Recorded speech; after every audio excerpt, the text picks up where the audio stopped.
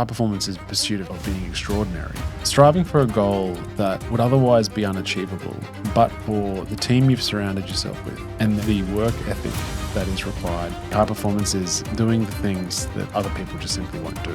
Motivation comes and goes. The discipline of doing the little things constantly and how that builds up over time. Nothing ventured, nothing gained. And you've got to be able to push that envelope and see what's possible.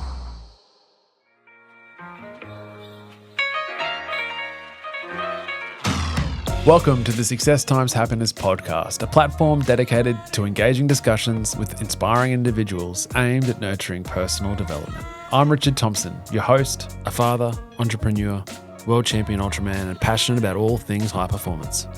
Our mission is to empower both ourselves and you to unlocking our fullest potential, recognizing that this life is no dress rehearsal.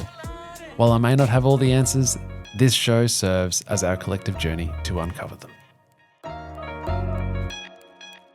Mark Cowie is not a name you would be familiar with, but turns out he is an absolute weapon of a human. A couple of weeks ago, we sat down at a local health expo and Mark asked me a series of questions about the lesser-known keys to unlock a happier and healthier life. It was an amazing morning, so we thought it'd be a great opportunity to go over the questions for the pod and get his takeaways on the topics as well. All right, let's get into it. Mark Cowie, thank you so much for coming onto the show. Thank you for having me. Now, we sat down a couple of weeks ago at the local health expo, which you organised. Yep. And we ran through some questions that you threw it to me about, I think, the general gist of the keys to unlocking a healthier, happier life. It was received well. It was received very well. Everyone really appreciated what you shared then. I took a lot of good things away. I still think about the glass ball, rubber ball analogy that you used. So we thought it'd be a good opportunity to sit down, go through those questions for the audience, but also I want to be able to turn the table onto you and see what some of the answers are on your side, because you've got a different life journey and life experiences obviously to me, and where you're headed now with the gym and business generally, and your view of life is also wonderful too. So it'd be great to hear the answers from your side. Perfect. I would love to do that. I'll kick one off first for you though. Okay. Let's get the audience tapping into Mark Cowie. Oh, God. So your accent is real. When did you come over to Australia and what was the reason? I've been over for 5 years. We've had a lot of coaches from Australia when I was playing for a rugby club called Geary up in the northeast. And so in 2018, we decided, me and a mate were coming over and we're going to go see them all again. So we visited some in Brisbane and some down as far as Wagga Wagga. And it was Hugh down in Wagga Wagga who's just like, mate, you need to come over and work in holiday visa. You like it, you probably stay. That's my Aussie. That was brilliant. I'm working on it for my citizenship. And so I was kind of like all pumped up by that because I never really kind of thought about it. You know, I've always been like the kind of safe, secure, get a job, go to university, get a house, and just follow the normal progression of life. And then this idea was put to me and I thought, holy crap. And before I consulted anyone else, including my partner at the time, I kind of like made that decision, got the visa. Needless to say that relationship did not continue on, and I sold everything and moved over here. So started on a working holiday visa and, like you said, loved it and decided to stay. And what drew you to, because you run a really successful gym here, what drew you to entrepreneurship rather than just a regular, you find a job and... Deep down I always wanted to do it, but I think deep down I was always scared to do it. Because there's risks, as you'll know, But then, what's the risk of never knowing? Like 100%. That little niggle. It could have been. It could have been. It could have been. And I think things like that changed for me probably around about the age of 21 when I played a game. It's called the Select versus the Exiles, and so it was old Aberdeen players who play elsewhere, some semi-pro, some ex-professionals. They come back and form a team and play against the Select team from all the clubs around about the Aberdeen area. And I got selected to play in that. I didn't get long. I think I got about 20 minutes of the game. But when you go out, and it was almost like when I first got into rugby, I went out and I was like, oh man, did 20 minutes. I loved it. And I didn't die. I played against some semi-pros and ex-professionals and I held my own. Didn't do amazing, but I held my own. So then I was like, okay, let's risk it. Let's leave my club and go try and make it into the Premiership club. And so kind of the same idea of that. Like now I know. So nothing. Well, I've saying onto a recent episode about the idea of nothing ventured, nothing gained, but you also can cross-reference that with the risk of not knowing?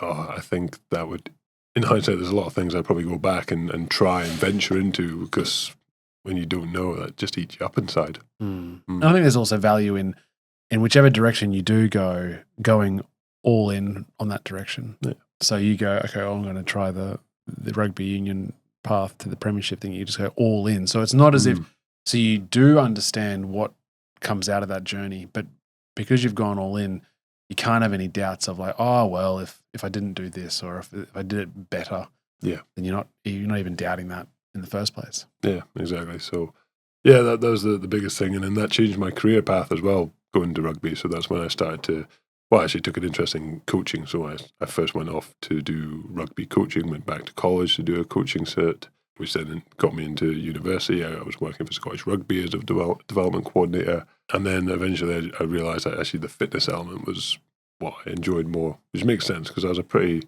average technical and tactical player, but I worked really, really hard. So I was one of the fitter players on the team. So that's the only bit I excelled at. And so now what's driving you? What's the purpose? I love what I do and what I do for other people. I could make a lot more money if I stuck with the retail job, went into further higher management, regional management, blah, blah, blah. So I'd probably get paid a lot more now if I'd stuck that, but I just didn't enjoy it. And who you work for as well, it's a different culture.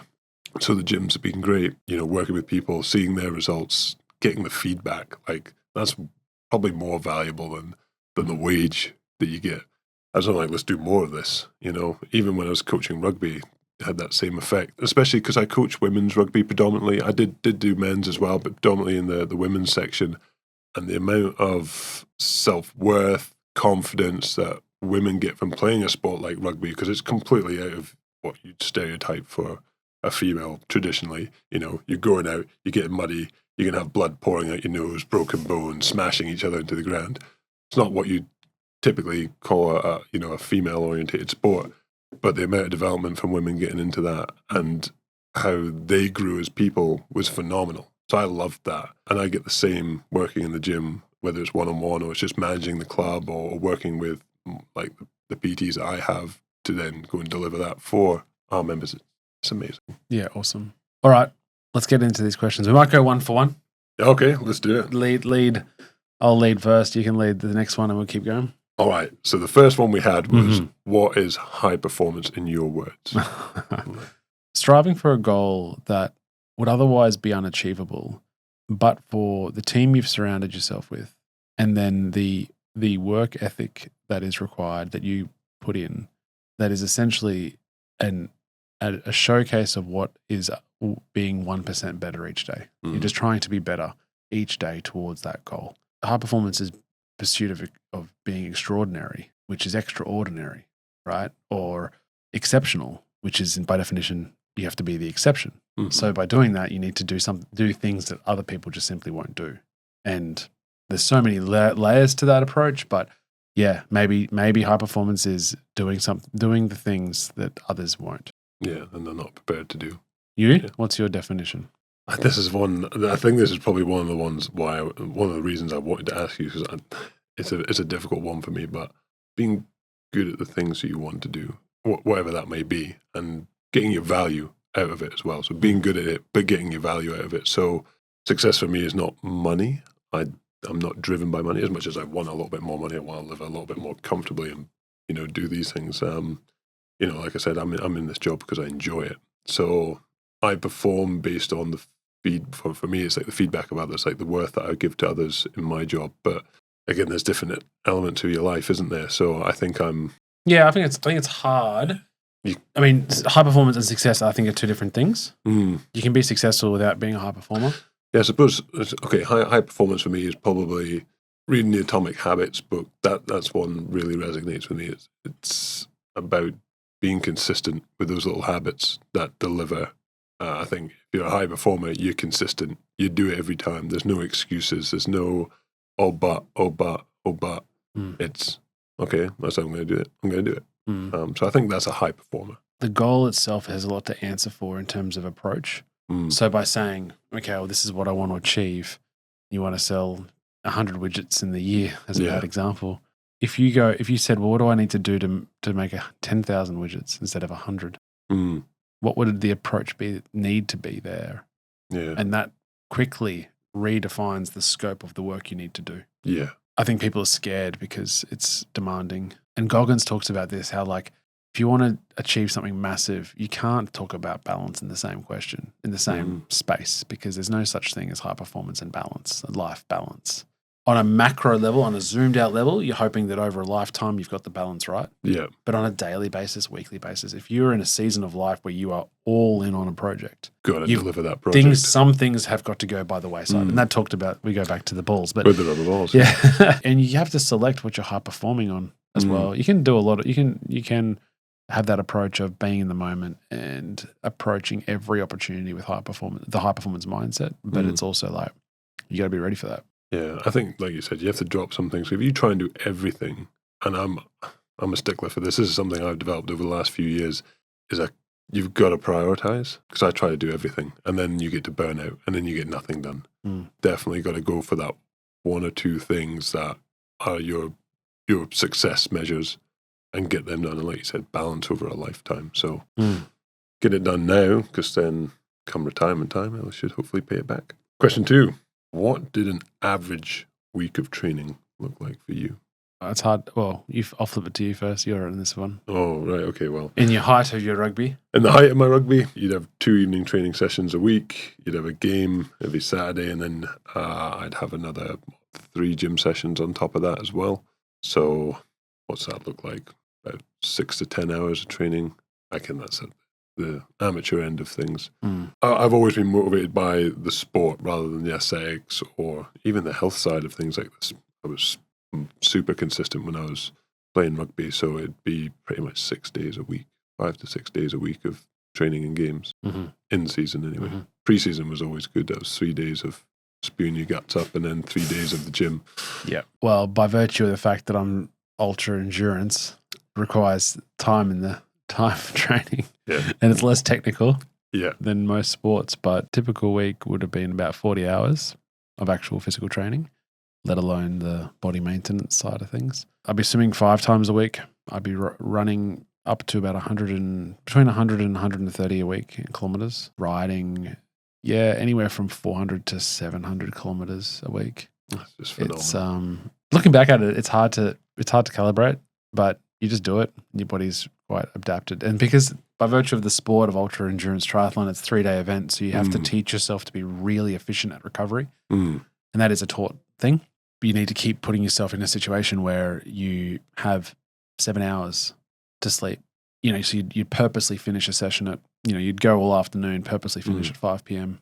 and then get home, have a shower, have some food, go to bed, wake up at 6 a.m. and then start the next one for 7 hours. So it's a unique sport, but that would be what the normal day would look like. But based on I think the lesson out of this as well for me was people want ultimate success in whatever they're doing, and they look at their idol, or they look at where they want to go, business or sport or otherwise, and they go, oh, that person has achieved their success, because they're doing sort of 2 times the amount of work that I'm doing. And that's not even close to it. Yeah. Right. So like you go, I want to be the very best athlete and I'm doing 40 hours a week, but that person is probably doing more. But the reality is that person's probably doing 10 times more relative hours a week, in the sense of they have their team around them that are solely contributed to the ultimate goal of that person's goal. And so the swim stroke analysis, the cycling analysis, the run analysis, the dietitians there every single day feeding them exactly what they need to feed and the macros and all the things. And you add it all up and they're doing 10 times more work than you in a week. And then you wonder why you aren't progressing as quickly as them, or you haven't achieved what they've achieved, right? And then similarly with business, you sort of go, listening to this amazing podcast where they were saying, he already had a fairly impressive following on YouTube. And he was like, I really want to up my content creation. So he had a meeting with a person that had 10 times more, we're talking millions and millions of followers, 10 times more followership, and wanted him as a mentor, and said, what am I doing wrong here? Why can't I grow quickly or more? And the guy said, send me the dossier of your latest video prep.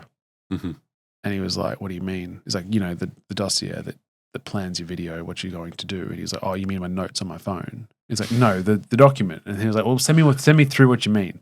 And he sent through like a 25-page document for an 8-minute video.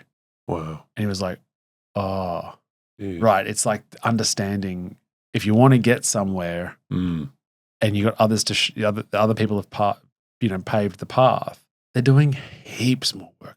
Yeah. And so it's like you need just to be accepting and be okay with the fact that you just need to work harder. Yeah. You need to, and sometimes you need to get that, understanding that what you think you're doing a lot at the moment. And then you go and compare it and see what. That it sort of really resets the understanding of what's expected. So glad I'm not in the social media game. 100%. That's a lot of work. So next one, staying motivated or staying disciplined, or what do you believe is more important to get to those goals, to get that success? I think discipline wins every day of the week. If you wait till you are motivated, then you will only do it 10% of the time. So I think, and discipline becomes available or is there because your purpose is aligned with what you're trying to achieve. I use the example of brushing your teeth. There's no motivation. You're not like jumping out of your skin to go into the bathroom and brush your teeth, but you're disciplined because the overall goal of keeping your teeth clean and healthy far outweighs the other not doing it and having cavities. So it's, discipline forever. You? Yeah, it's got to be discipline because motivation comes and goes. And I've certainly experienced that through my time, when you've been motivated, when you've not. But the discipline, the doing the little things constantly and how that builds up. And sometimes you just don't see the benefit of that until you're down the road. So you really need to stick with it. Discipline. If that's what you want to do, like for me, I write everything down. As you can see, everything's on the phone.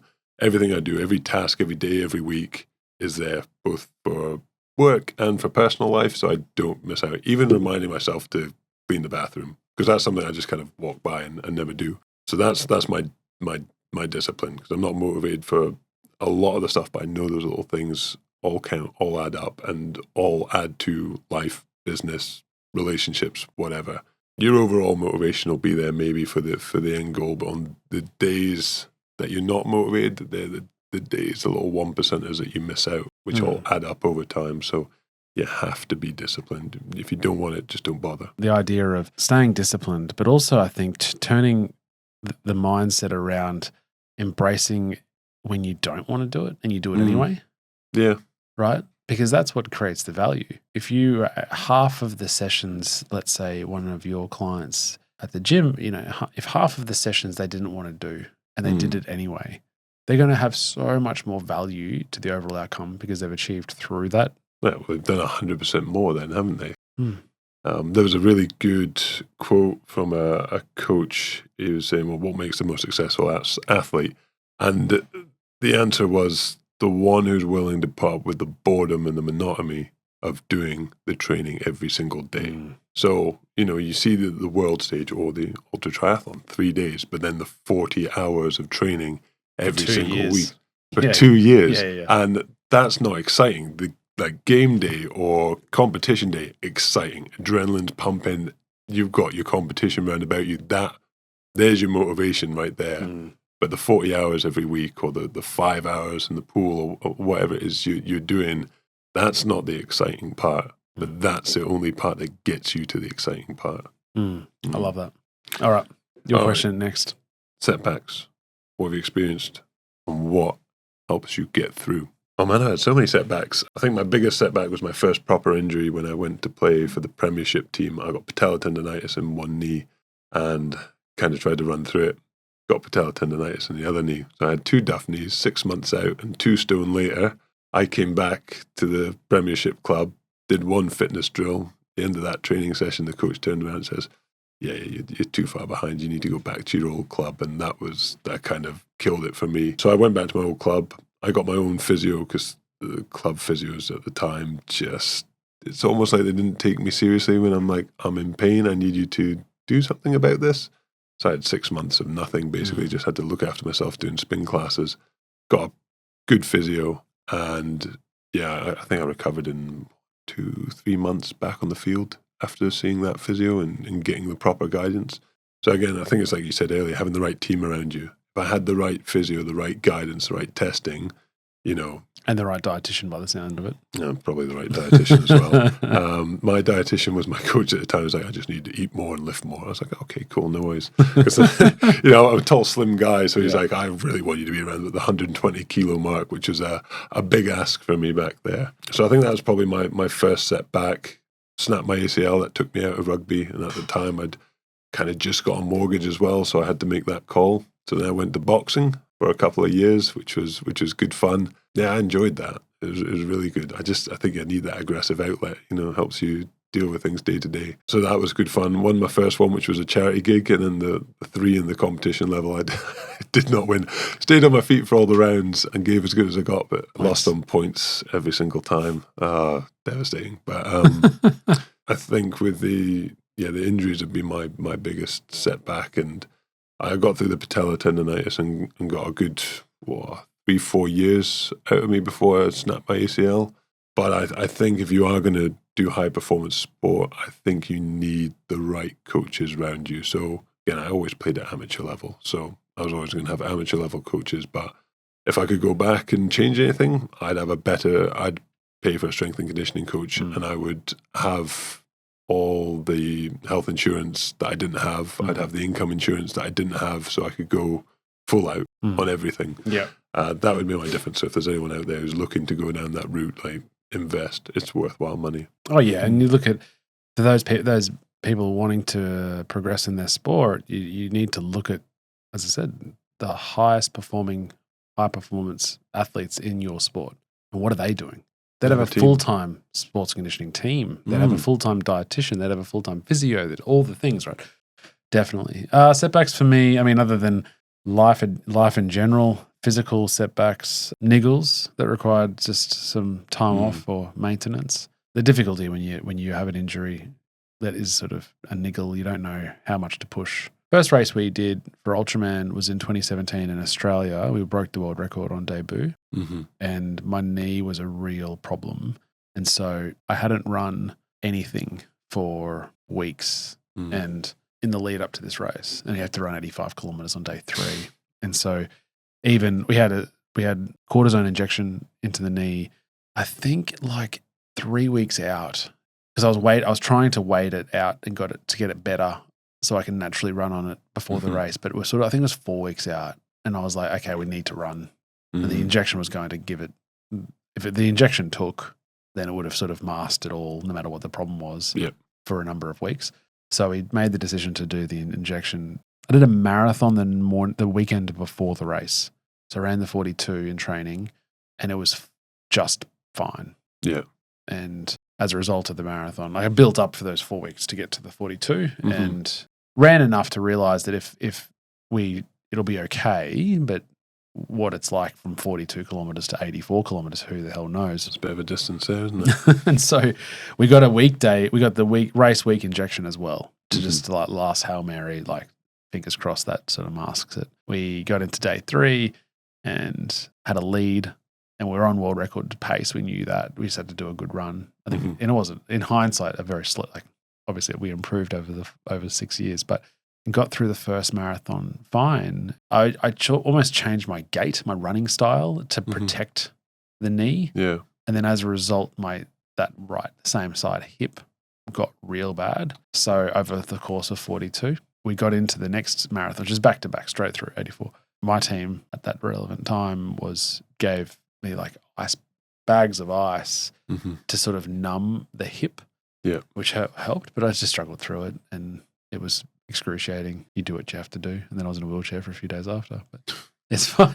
We got the world record. I was going to say, worth it in the end, isn't it? I don't know. Injury, it's part and parcel of high performance. Is you're pushing the envelope to see what your body's capable of, physical high performance, right? And same with, anything else mentally as well. You're pushing the limits. The idea of it is you're pushing that envelope to see what's possible. Yeah, and I think with those injuries as well, when you say the mental side of high performance, I think high performers have got that mental grit, because when you get put out with an injury, it's so easy for everything to be like, okay, it feels hopeless, or you're never going to get back on it. But that ability to push through that, come back, and do it again and do it again. I think after all my injuries, when I look at pro players, you just think, oh, pro players, he's injured, he'll get fixed in a couple of weeks, he'll come back. But the mental side of that is like being worried about having another 100+ kilo guy fly into your dodgy knee, your dodgy hip, your shoulder, whatever.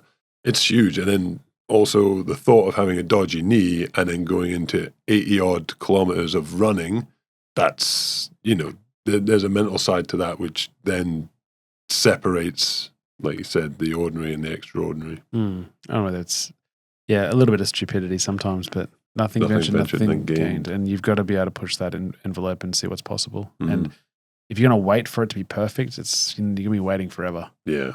So you almost have to embrace it as challenge. Like anything that's hard, you reflect that on that. And it's not the world record that I'm proud of. It's the fact that we endured 84 kilometers of, a bunged up body and got through it, and is what I'm most proud of, right? So it's interesting to note that the challenge is always the thing that creates the prize or creates the value. So next one, we have life balance. So again, I think this is a good question that we wanted to ask you because of the 40 hours of training you do every week. How did you find that life balance? How do you find that, like 40 hours of training, like you said, and that's not including the recovery side of things?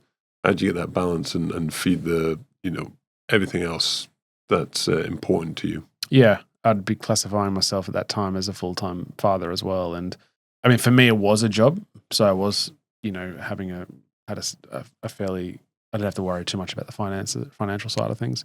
I think the example that I gave at the Expo was I got this from somebody else. So it wasn't my idea, but the idea that the balls that you're juggling aren't the same. Some are rubber and some are glass. And the ones that are rubber, you can drop and they'll readily bounce back when you're ready to catch. And some that are glass that if you drop, they'll break. And so, in all the different categories of life, family, friends, work, exercise or hobbies, all those different categories, there'll be multiple balls in each category and some will be rubber and some will be glass. And that will always be different as well. That evolves. What's rubber and what's glass aren't fixed. Yeah, what's today is not the same tomorrow. Exactly, right? So then you just have to constantly evaluate what's something you can drop today to keep the other glass balls in the air. And so I feel like with how busy that life was at that time, and for anyone who is, who has to deal with time management or have a lot of hats on, that's a pretty good analogy to understand that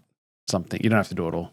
And some things you do have to delegate and some things you do have to not do. And it's also that understanding the glass balls that keep in the air are the ones, well, certainly for the sport, you need to understand what's going to move the needle the most when you're out of balls to be thrown in the air. Yeah. And so then you go, okay, what's going to make the most improvements? What's going to be the most impactful rather than just carrying the small stuff that's not really contributing to the overall goal? How about you? But I think back in the day, everything was all rugby. So birthdays, like my own birthday included, didn't mean that much to me. I'd make time for family and close friends' birthdays. My birthday could be celebrated any day of the week. It didn't matter. Everything came second, for rugby. Rugby was everything.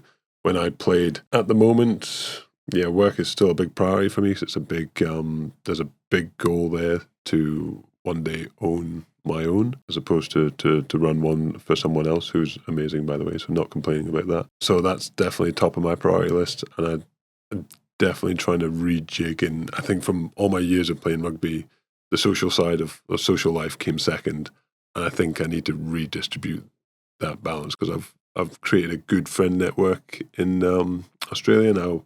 Want to make sure I earn that friendship. It's got to be a two-way thing. And sometimes I forget exactly how good that support network I have over here is now, and that I need to pay it back, if that makes sense. So definitely not in a perfect place, but redistributing that in terms of, well, what's glass and what's rubber. So spending a little bit more time on those personal relationships. Yeah, great. All right. Next, doubt and imposter syndrome. So this was a good one, I think, especially from where you've come from in terms of have you, and especially starting off, doubt and imposter syndrome, being somewhere thinking, okay, maybe I'm not this high performing athlete. I shouldn't be here. I'm not the same as all these guys that are around about me. Have you suffered from that? If you did, how did you get through that? What was the mindset to get you through that? Because I think that's something that people suffer from in all walks of life and in all elements of it. Yeah, definitely. Early days, I was playing the comparison game, and that's probably more of a deficiency in my own self-worth or self-value. Soon after that, maybe for a couple of years, I suffered that in terms of the sport. And then I think I realized that we're all on our own journey and we all started the journey at different times, and it's not something you can really compare. It's apples and oranges. Mm-hmm. So other than comparing for a positive outcome, like seeing what the professionals are doing or the very top of their game, what are they doing? What can I use from their implementation? That I realized that I'm just playing my own game. And all we can do, and this is, these are lessons that I'm giving to my kids, like all you can do is do your best, right? Yeah. As simple as that. You got to be self-critical as to whether or not you gave your best. But, I was saying this to my 10-year-old who was lamenting yesterday about how hard tennis training is. Mm. And he wasn't very good at it. And I just said to him, look, you're only saying you're not good at it because you're comparing it to the other kids on the court. You don't know how long they've been playing it. You've only been playing it for 2 or 3 terms. They might be playing it for 2 or 3 years. All you need to focus on is doing your best. Like I would be saying, if you progress with tennis, you became a professional, you became world number 1, and you're off to the US Open and you're in the final, I'd be giving you the same advice. Just do your best. Mm. Like that's it. With the imposter syndrome, I think you get carried away with self-doubt and all the things because you're led to believe you should be in a different place than you are right now when this is exactly the place you need to be. And so you just accept that, play your own game, stay in your own lane, and use the energy that you've expended in the past to have that imposter syndrome and fuel it back into your own journey going forward.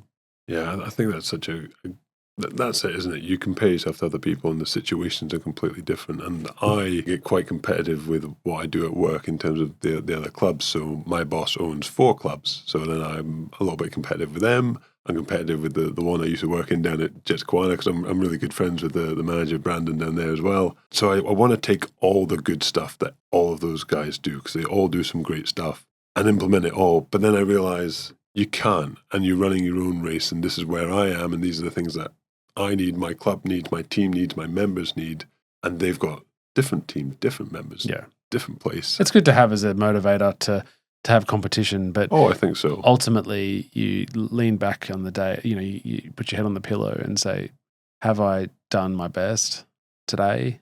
And if you haven't, that's okay.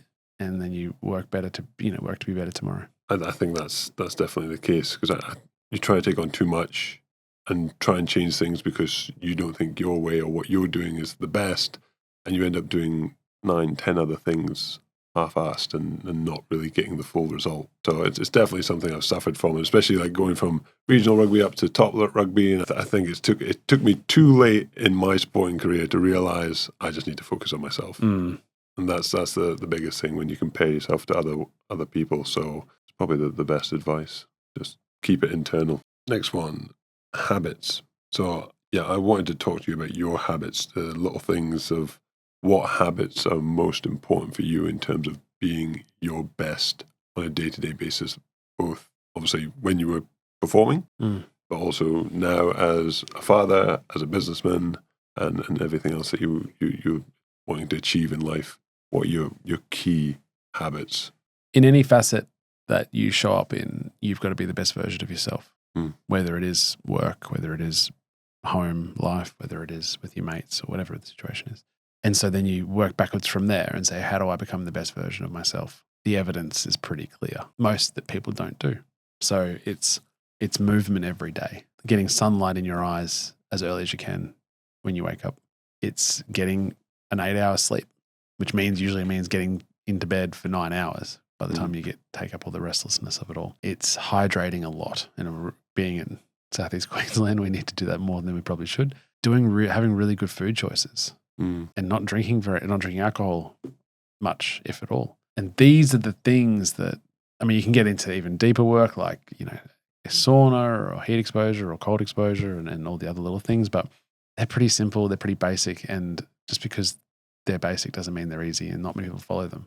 And then you go, okay, well, it's like I've heard, and I'm certainly not suggesting that I'm any expert, obviously, but with people who do suffer or struggle with mental illness, it's like the first thing you need to do first is exercise and eat properly. Yeah. And then let's address the fundamental, the underlying issues. But they're like prerequisites for overall health. the worst thing you can do is eat unhealthy and not move. Yeah, I must admit I'm not perfect, and I say to my best mate, like when one area of life becomes chaotic, those prerequisites of turning up as your best self are the first ones to go. People are like, oh, I don't have enough time to exercise. Work is too busy. And it's like, if that's the case, you need to double down on the exercise, right? Because you can be way more productive with an hour less of time in work, and if you've dedicated that to your own fitness regime. And that can be just walking. God, I mean, I know that you love a hill walk, but there's something meditative about walking. Yeah.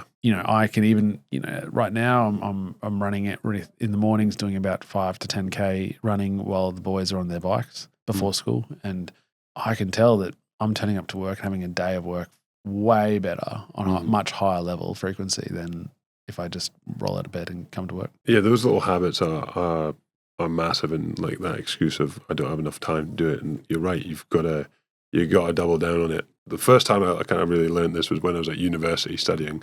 And what had happened is the libraries would open up 24 hours around about exam period, yeah. So when dissertation time came around, me and my girlfriend at the time was in the same class, and she would do like these 20-hour stints in the library, like stay there 20 hours. So everything, you're going to hate this, eating like Haribos, drinking Red Bulls and Monsters to keep them up, keep them focused. And I had this routine, is like when I had my study days where I didn't have to go to work, I didn't have any classes, I would get up around about 8 a.m. So I'd have that big long sleep. I'd take about an hour to get up, have a breakfast, have a shower, sit down at home. I hated the library. It's just such an awkward environment to study in. And then I would drink a Red Bull, just a little bit of caffeine, a little bit of focus, because reading through all those journals is bloody boring. I don't know how you guys do it here in the legal world. But so I'd sip that so I didn't get a massive high and a spike, and it was a zero sugar one, so that kept me kind of level. Go until about, so it's at 9 till about 12, 1 o'clock, wherever the natural stop is. Stop for lunch. I'd have a little power nap as well. I'd get back up and I'd study till about 5 or 6. And so what's that? Total study time is about maybe 7, 8 hours in a day. And these guys are doing like 20 odd hours straight through the middle of the night. And I handed my dissertation in 3 days early and got an A. And that just shows you the difference. Yeah. So they're putting more in, but they're getting less out. Yeah. When you're looking after yourself, your efficiency of time spent is much higher. Like the amount you can achieve in an hour when you're feeling on top of the world compared to when you're sleep deprived and lethargic because you've eaten terribly, or you're dehydrated particularly, is chalk and cheese. So yeah. And it's not until people go and do that healthy lifestyle and do those choices that they realize when they go back how the body actually felt during that period, because you become numb to it. People who drink like every day, whether it's just like 1 or 2 beers, when they cut that out for a few months and then they go back on a beer, it hits them hard. They instantly get a headache. They instantly feel groggy. Even the next day, they've got a little bit of a hangover, even though it's just that 1 or 2 they used to have a day. Yeah. So then you really feel exactly what that's doing to your body. Yeah. People go, oh, I'm just drink fit. Like I can handle some drinks, and then, but it's just all you've done is just been numb to the subpar or suboptimal level that you can operate at. Until it builds up to something bigger in the future, which you never want to get to. All right. Let's hit this. Last question. Last question is peaking for competition, especially with the volume of training that you go through. How do you get to that peak? How do you balance still moving, still keeping things ticking over, but without building up that fatigue in the background and making sure that you're at the most optimal place ready for that competition? Yeah, I think that the body, because it's 3 days, I can't peak on for 1 day. So I can't let the body think we're all done, because that's what normal 1 day triathlon you do. You drop down to not a lot at all, and then you peak for a day, and then you toast. Whereas because ours is over 3, I still carry a fair amount of fatigue going into the first day, because, and that's just I think a normal thing. You're actually trying to peak for day 3. Yeah, you do drop down obviously a significant amount from 40. Probably 3 weeks out you're at 35. 2 weeks out you're probably at 25, and then the last week out you're probably at 10 hours. That is 15 maybe. Yeah, you're just primarily, and you're way more tired. You'll have known this. You're way more tired in that sort of taper than you are in training, because you're giving your body the rest. So it's making the improvements. It's in recovery that we improve in all aspects of life. That's why we go on holiday to recharge. You recover. You're just visualizing. I mean, you've been visualizing for months, but you just double down on that. You're smelling it, right? And the one thing about business as well as sport in my mind is that nothing should be a surprise, right? You see all the athletes at the Olympics, particularly recently, the favorite who wins is just relieved because they have achieved nothing that is surprising about the result. They've visualized it. They've trained for it for 4 years. They're like, it's gold or nothing. They achieve it. They go, yeah, that's what I've seen 1,000 times. I'm happy, but I'm more relieved. And so like in business, and nothing should be a surprise here, positive or negative. And if it's positive, that's good. But why didn't we see that coming? If it's negative, that's not good. But why didn't we see it coming? Yeah. You? Yeah. Slightly different sport. So my peaking starts at the recovery from the game before. We got into a really good habit of actually going to the gym the day after the game, not lifting anything heavy, but keeping them moving. Yeah. I mean, you get things like the Normatex these days, which will drain that lymphatic system passively for you. But back in the day, having an empty bar, going through your squats, your bench, your deadlifts, and then swimming. And we did have a steam sauna back then, so we used that. Man, I never felt so good going into a Monday. And then that way allowed me to have a good gym session, which then set me up for a good training session. We'd weigh the gym and the contact sessions heavy towards the start of the week, given that 1-2 days off contact and then back into contact, less contact towards your Thursday training. And then Friday was optional. Friday was like you do your mobility and your recovery, or you have a light or a fast gym session. So where we move light weights, but we move them fast. So kind of just spiking that nervous system a little bit, priming that for the day to come. You talked a bit about hydration today. I found within that, the hour before the game, drinking a litre of water, getting it within there, and then obviously nipping to the toilet before the game, put me at the perfect hydration levels for getting through a game of rugby. I noticed that my performance, my focus level was far superior. So that was one thing that I twigged onto, and it just worked really well for me. Awesome. I think the final thing we talked about on the Expo as well is like one key takeaway that someone can take, to go on with their life. And it's the same thing that I've always talked about, is that I believe anyone can achieve anything they want. And they just got to want it. They've got to have their goal is aligned to their purpose, create a team around them to achieve it, and they go after it. It's going to be hard. It's going to be sacrifice, but that's okay. Mark, this has been great. Before you go, given you are a guest, even though it's a little bit of a back and forth today, I'm going to give you the five questions that we ask. Okay. Your quick fire questions. What does success mean to you? It means achieving the goals that you set out that bring value to your life, value and happiness to your life. And then what does happiness mean to you? Happiness is being successful at the things that you want to be. And a book that you would most recommend? Atomic Habits book. It's, I think that's been a big influence. Copy up behind you now. What was it? 4 guests that you would invite to dinner, not family and friends. Oh, who could be alive or dead? I was listening to this, and this is one I'm going to struggle with. Eddie Jones. I'm a big rugby nose, and that man's got some stories and some knowledge. I really want to know what's happened in his life. Razzie Erasmus, that will go down the rugby path because that's an easy one. Winston Churchill, I think, in terms of leadership, like that's a horrible thing that he's had to lead people through. And actually, Jimmy Carr's quite an intelligent fella. That's a good get. I actually quite like when you listen to him when he's not telling jokes. He's actually got some quite insightful stuff. So yeah, there we go. We'll throw him in there. Perfect. And then finally, a guest that you think we should interview on the show. Have you spoken to our Bart Walsh, our head coach? Bart Walsh. Okay. Yeah, I think you'll get some good value out of his story. All right, beautiful. Thank you. Mark Cowie, thank you so much. Thank you for having me. I really appreciate it. That was another episode of the Success Times Happiness podcast. Next time you're at your local gym doing a sit-up, turn to the person next to you and let them know all about the show. Until next time, peace.